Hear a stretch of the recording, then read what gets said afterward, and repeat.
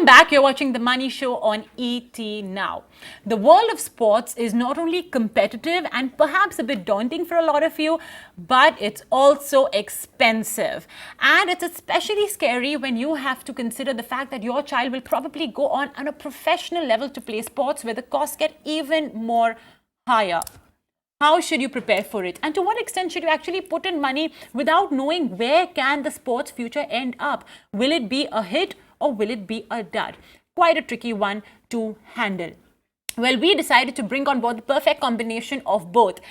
Our very own Snadeep Sabarwal's daughter, Suhani Sabarwal herself, is on her way to represent India, in fact, in the international platform of tennis. Maybe just a couple of years for her to go, but she certainly is pursuing it at a very, very high level. So I caught up with not only the superstar herself, Suhani, but also her coach and Snadeep Sabarwal himself to understand what goes behind financially in the making of a sports star. Suhani, thank you so much for joining us on The Money Show. So firstly, tell me, since how long have you been practicing tennis? I've been playing tennis for about 11 years now, and I've been professionally training for about 2 to 3 years. So what made you decide that, you know what, I am going to look at this in a more serious manner and I'm going to do all the diets and follow the disciplined structure that a lot of sports players have to follow? So I initially started playing because of my parents, and then I grew into it. So I started enjoying the sport a lot, and that's what motivated me to continue, and yeah, that's how I did. So how tough is it? Because I know for a fact that a sportswoman or sportsman's life is waking up early and then practicing and hitting the gym and then coming here for another practice session. And being a school student, you have a lot of academics as well to grapple with. Yeah, I would say it's a bit tough, but if I balance everything well, then it's not that hard to handle. And so I just balance all my timings and make sure that I'm able to do both the things simultaneously. So Suhani, you're still young, you're 14 years old. Where do you hope to be when it comes to your tennis future, in the next 2 years, 3 years, 5 years, etc.? I really aim to become an international tennis player and a top-ranked tennis player if possible, because I really like the sport and I'm very motivated. So I would really like to do something big for my country and myself. So who's your role model then? I really like Roger Federer and Sharapova, and they're my inspiration to play well, and obviously my coaches who really inspire me every day to do better. Okay, well Suhani, good luck for that. I have with me Rohan Gajjar, the ex-ATP tennis player and the director of the Pinnacle Tennis Academy, to get us the harsh and the pleasant realities of having your child into sports. Rohan, thank you for joining us. No problem. You yourself are an expert tennis player. You've been playing tennis for the last 25 or perhaps more than 25 odd years. How have things changed from back then to the present times? Well, I mean, in terms of, tennis itself, tennis has changed a lot in terms of physically and monetarily. There's a lot of discipline that is involved in the sport and a lot of time that you got to put into the sport. So, I keep telling parents when they actually come to us that, it's going to be tough, but, there's no ceiling to this. You can always make a career out of it, but a lot of time is involved, a lot of discipline is involved, and a lot of money is going to be involved to excel at the sport.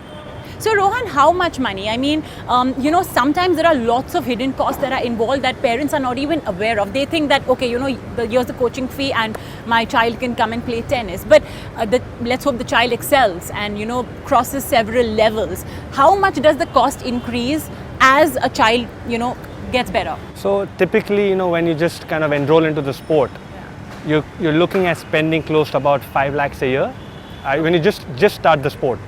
But as you go up the ladder, when you're playing at the ATP level or the WTA level, you're spending close to about 70-75 lakhs a year, traveling about 30-35 weeks a year, without knowing what the returns are going to be, right? So that's a big cost in itself, without knowing whether you're going to be making it or not making it. So that's one of the risks that you take when you play the sport. Rohan, you've trained so many students and so many young kids who come to you for the Pinnacle Tennis Academy. Just to put forward again the harsher side, perhaps the realities of something like this. Like you mentioned, you're investing so much money, or let's say, you're putting behind so much money in excelling in a sport. What usually is the success rate? Because at the end of the day, you want to know that, hey, can I make a lucrative career out of it? Well, I think everybody knows that in an individual sport, it takes a lot, right, to excel at it. And in India, we've got the talent, but we don't have the infrastructure, we don't have the resources needed to excel at the sport. So the success rate is very low. You've got about 1.5 billion people, and you can barely count on your fingers the champions that we've got in tennis from India. So it's tough, it's not easy. The infrastructure, the structures that we have at this level is not something that is helping us. Talent is there, but in terms of the other structures, we are lacking way behind the other countries. So it's a tough and harsh reality, but that's the truth. If you thought the life of a sports person was tough, ask the parents of that sports person, because not only do they have to emotionally and physically provide the comfort needed for the child's development in the world of sports, they also need to ensure the financial availability. So the young tennis player who I just spoke with, her father is none other than our very own Snadeep Sabarwal of AskSnadeepSabarwal.com. So thanks so much, Snadeep, for joining in. Let me first start off with which one of you, your wife or you, identified the talent that Suhani has, that, okay, I think she has what it takes to be a tennis player? Yeah, so my wife Seema, she's more on the academic side, so she would rather have had that Suhani did much better in academics. So I was always interested in sports, so when Suhani was 3 years old, we took her to the courts with a very small racket. So she took the racket and she hit the ball, and the coach who was standing there, he said she's a natural, and that's how the entire story started. Okay, so when you had, did you face any sort of a resistance from Suhani perhaps on that front? Sometimes kids are a bit resistant that, I don't want to get into this and it's too much work, it's too much of physical work, etc. No, never. In fact, she is a very early riser. For doing fitness or going for tennis, she would be ready at any point of time. So I think that's a very good attitude which is required in children. Because unless you have the drive from inside, you can never do well, because we can push the kids only till a particular age, maybe 9-10 years old. After that, they get a mind of their own. Now, Sandeep, the slightly scarier parts.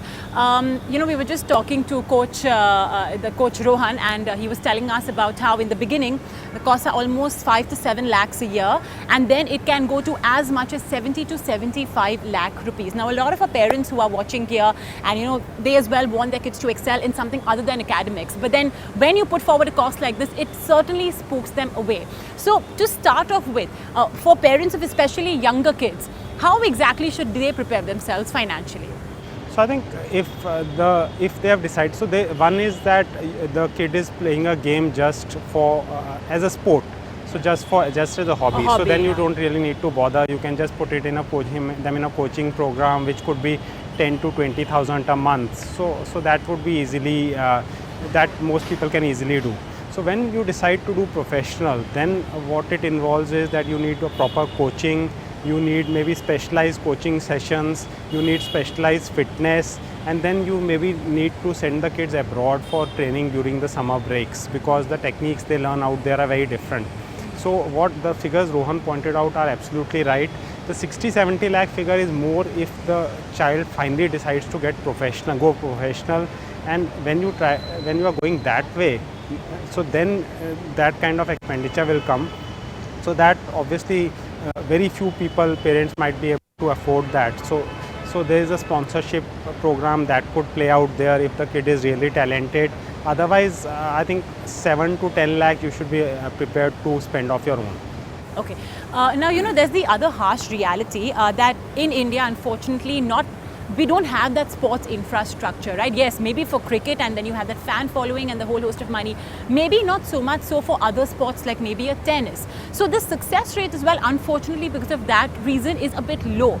So the amount of money you're putting in, as opposed to what the hit rate basically of getting a lucrative career is a bit low. So how do you grapple with that then?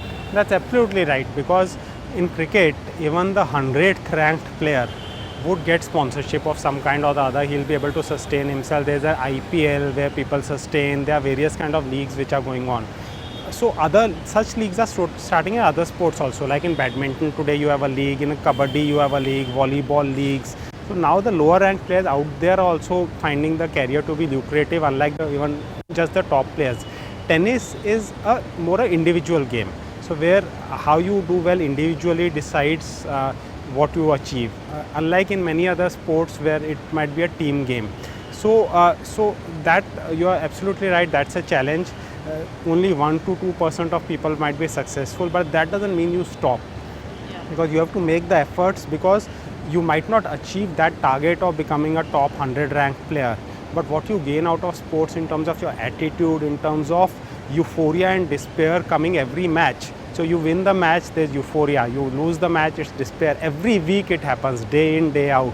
So the kids become much stronger, their attitude is so much better, they learn to balance time, like balancing between studies and sports. That balance comes in, which is so important in life, and they are not afraid of losing, and that's the best attitude they can gain. So if you make the effort, you might not reach where you wanted to, but you will obviously reach somewhere which is actually good, I would say.